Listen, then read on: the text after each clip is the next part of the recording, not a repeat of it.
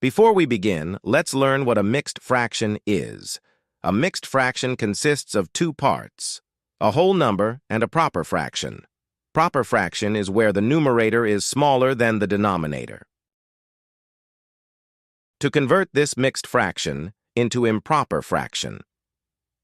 First, you multiply the whole number and the denominator of the proper fraction. When we multiply our whole number 2 and the denominator 5, the result would be 10. Now, the second step, add the result to the numerator. As you know, the product of 2 and 5, 10, is added to 4.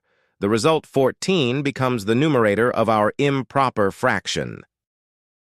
The denominator of our improper fraction is the same as our mixed fraction.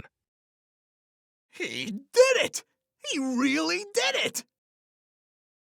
Mixed fractions is commonly used in measurements and everyday situations, such as time, for example, 1.5 hours, in cooking, for example, 2 3/4 cups of flour, and in lengths, as 5.5.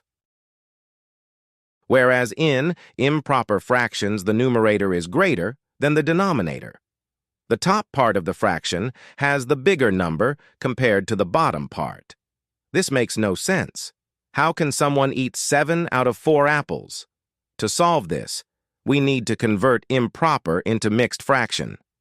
The mixed fraction would be 1 whole apple and 3/4 of another apple.